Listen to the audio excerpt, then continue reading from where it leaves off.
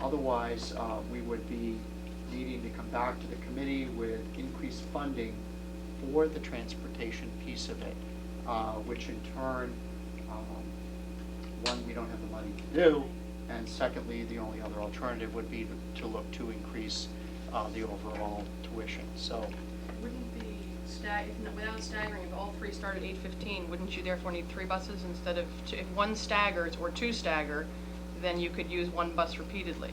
we're using vans for this. Right, yeah, Chuck used, yeah. my son was at the little school 2 years ago, Right. at the preschool. And again, following Christine Danjo and the work in Pupil Personnel Services in mapping this out, they feel that this is the most efficient way to be able to get children to and from the program. No chance of changing that, because if any parents, and I know of at least 6 that I've spoken to now in the 2 schools, and I don't know the rest of them, so I don't know, it's adding 40 minutes to their older children's day. That's a 6-hour day. I mean, I know that the deal is, that it's supposed to be made for the IEP kids. I understand that's the reasoning for it. I'm not sure of the van. Could we go back and ask her why? Because I'm not sure if I understand. If they're all at 8:15, I don't understand where the save. I mean, I know what you're saying. I respect that. I just don't get, if they're all at the same time, I'm not sure how that's any kind of savings by any point. It would have to be 3 separate vans for 3 separate schools if they're all starting at the same time. There's something I'm missing. I don't know. Those are the things that we have. We target Right. them to each of the 3 schools, so they're doing the multiple runs and trying to coordinate neighborhoods and picking children up and so forth. And again, this was a strong recommendation that Christine made along with the elementary principals to Carl Nelson, our business manager, and to the administrative team. So there's a deliberate effort to stagger the start times of the preschool? No. They're not staggered. Not this year. From the start and end time for the kindergarten Right. and from the elementary programs within those buildings. Right. It So wasn't they're not doing all it. arriving at the same time. Well, it's different anyway, because it's already 5 to 10 minutes difference from the kindergarten and the regular school. Right, so Even when that's- it was staggered, it was still 5 to 10 minutes difference. I know. So So if you look this year, the batch is the only one that's going to be the same, would have the 5-minute difference. this year, the batch was The early school. the early school, no, Well, next year. next year it is, but this year, the batch started at 8:55, and the preschool began at 8:45.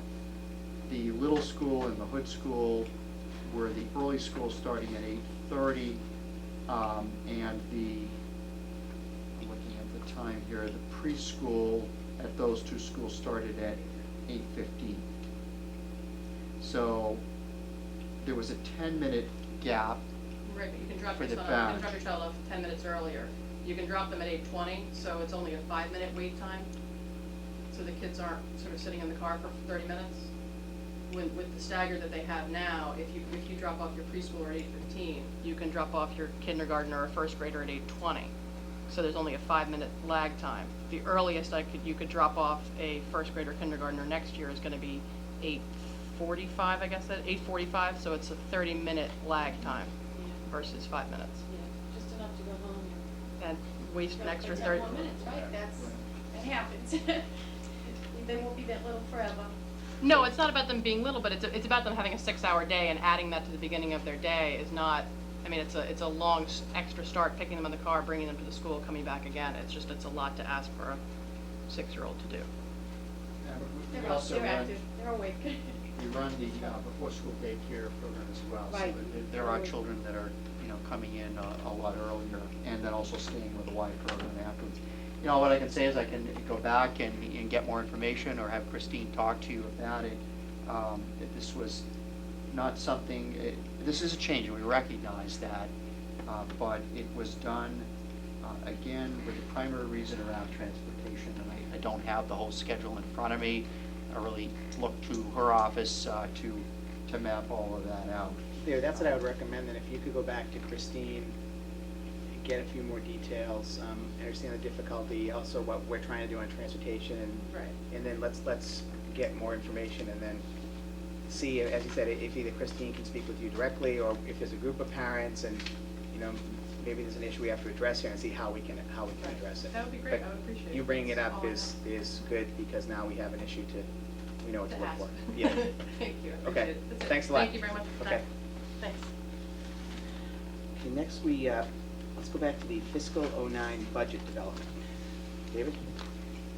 Yes, again, I know this sounds like a broken record, but I think it is important to make sure that not only the committee, but the listening public and parents are aware of, first of all, the efforts that we're making to utilize the funds that we receive for FY09 in a very productive way. And you can see that even with this discussion around the preschool and the start times, it's part of the effort to make it as efficient and cost efficient as we possibly can. We do understand that there are going to be some trade-offs, as there always are. We just simply can't make everything work. But in any event, at the elementary school, at the elementary level, we fully expect that our schools will be in session 5 full days. As Mr. Lassis indicated in his report, we're going back to the time and learning hours that we had in the past for the elementary, so it'll be greater than the bare minimum. We are presently scheduling music twice a week, physical education twice a week, and art once a week, which is an increase over where we are this year. And we're also able to provide increased support in reading and in special education at each of the 3 elementary schools. At the same time, we are seeing an increase in the elementary schools in the number of children who are coming to us with specialized learning plans, IEPs.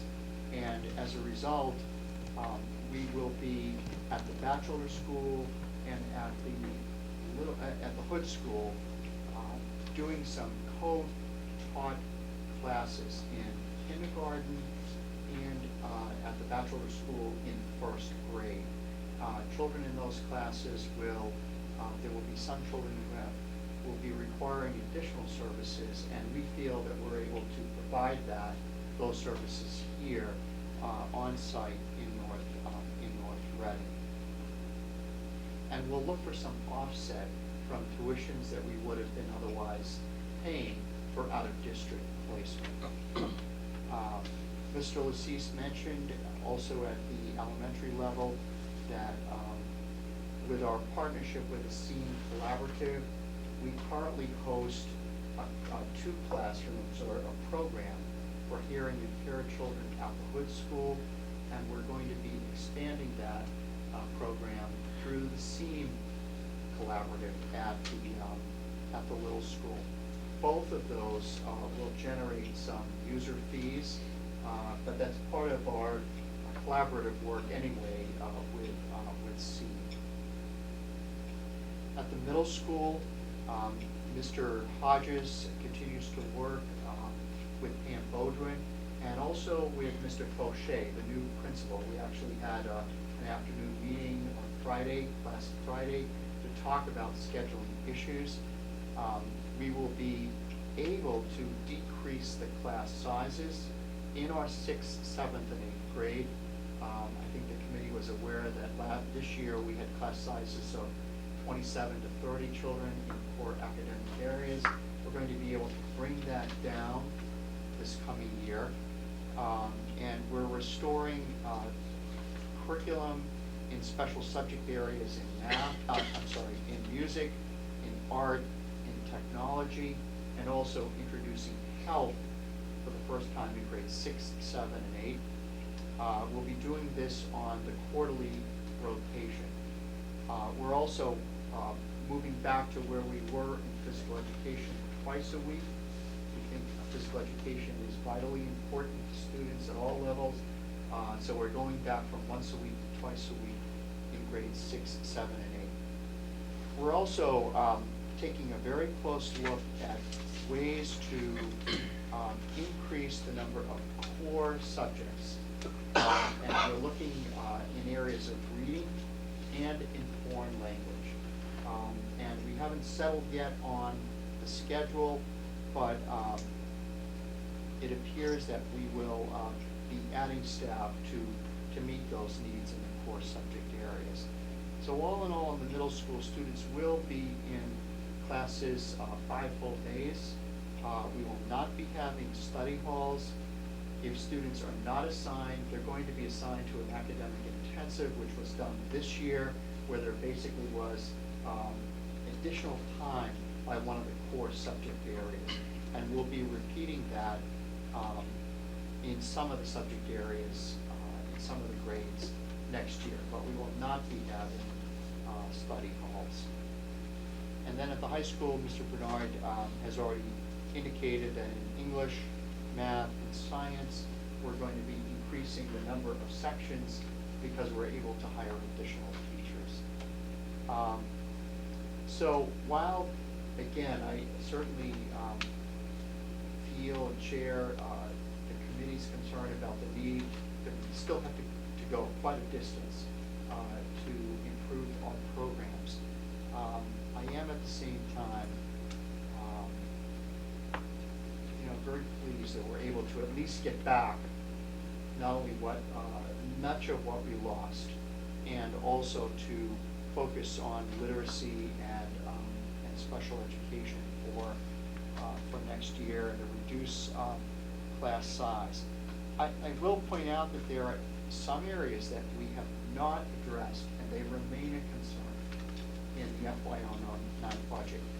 Number one, in terms of library and media, we have not been able to rehire the full-time professional here at the middle school. We have not been able to hire and replace the third paraprofessional at the elementary level, so that we have a full-time paraprofessional staffing the libraries at each elementary school 5 days a week.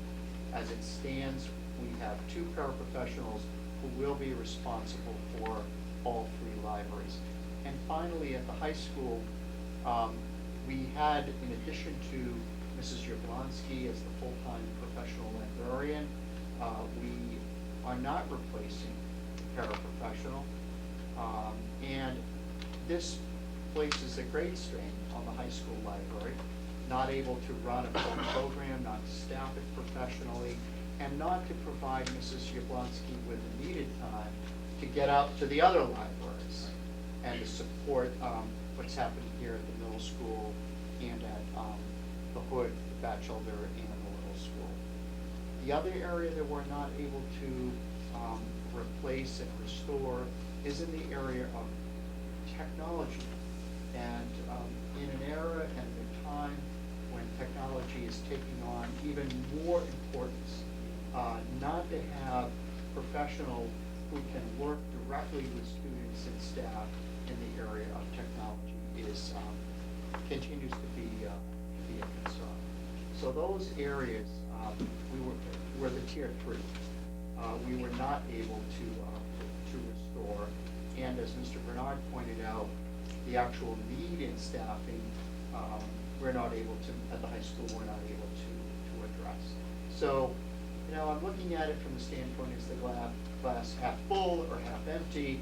I'm taking the approach, one, that we're very appreciative of the efforts made by everyone, and we're certainly going to make very good use of the additional revenue to provide staffing, to provide our students with the required time and programs, but we're still falling short. So I know we're going to be criticized, I'll be criticized for making that statement, but at the same time, to not put it out on the table would also, I think, do us disservice to our students. Comments or questions? Well, I don't think we should be criticized for making that statement. I think that's a statement that the town needs to know. It's accurate. It's an accurate statement. Mr. Bowers is working with the newly created financial advisory team, and through our discussions with the finance planning team, the position that Mr. Bowers has representing the school committee will now become a voting position, and that's, I think, that's a good, that's a great